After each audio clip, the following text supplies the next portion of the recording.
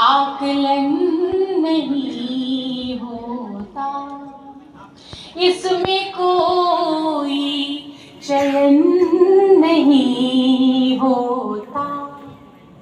प्यार में डूबना ही पड़ता है, प्यार में आचमन नहीं होता, प्यार में आचमन नहीं होता।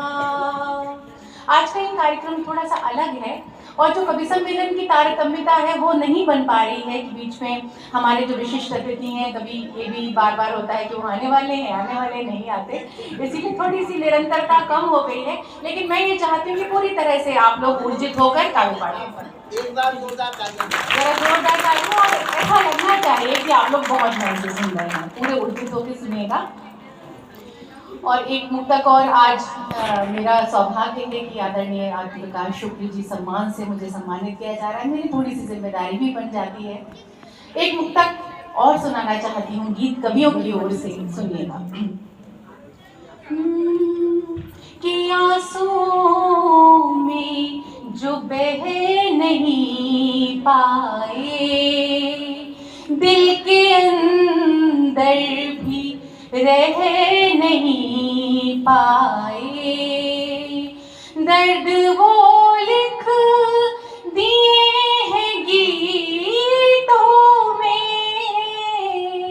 दर्द वो लिख दिए हैं गीतों में, हम किसी से जो कह नहीं पाए, हम किसी से जो कह नहीं पाए। और आज चूंकि पितृ विसर्जन है, मुझे याद आती हैं कुछ ऐसी संतानें भी जो पितृ विसर्जन तो कर रही हैं लेकिन जीवित होते हुए भी जो अपने माँ बाप को कष्ट दें। और हम यहाँ से बहुत सारी रचनाएं ऐसी हुई जहाँ श्री राम का नाम लिया गया, लेकिन मैं ये भी कहना चाहती हूँ कि हमारे चरण मंदिर तक जाते हैं, हमारे आचरण हमें श्री राम तक पहुँचाएंगे। तो थोड़ा सा सोचना चाहिए कुछ ऐसा करते हुए कि कोई बाहरी आडंबर हम लोग ना अपने ऊपर लाते, तो सत्यता हो वही सामने रखें। सुनिएगा कि जीते जी चुभती रही बूढ़ी माँ बन तीर, चली गई तो टांग ली क्यों घर में तस्वीर, चली गई तो टांग ली क्यों घर में तस्वीर। और मेरे समक्ष कुछ माताएं बैठी हैं। एक बेटी अपने माँ को किस तरह से अपने भीतर जीती है। देखिए, विषय विविधता तो बहुत सारी हो सकती हैं कविताओं में, लेकिन आज का मैं जो काव्य पाठ है मैं केंद्रित करना चाहती हूँ अपने बड़ों को, अपने पिता अपने माता को। सुनिएगा।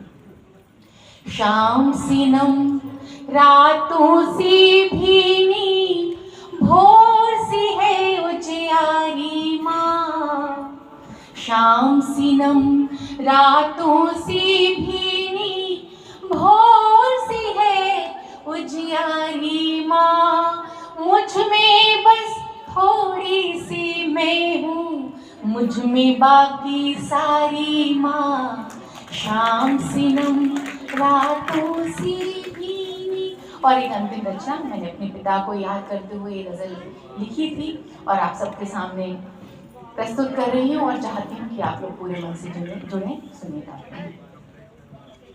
कि जीवन से लबरेज हिमालय जैसे थे पुरजोर पिता, पूरे मन से सुनिएगा और साथ दीजिएगा कि जीवन से लबरेज हिमालय जैसे थे पुरजोर पिता, मैं उनसे जन्मी नदियाँ हूँ मेरे दोनों छोर पिता, जीवन से लबरेज हिमालय जैसे थे पुरजोर पिता, मैं उनसे जन्मी नदियाँ हूँ मेरे दोनों छोर पिता।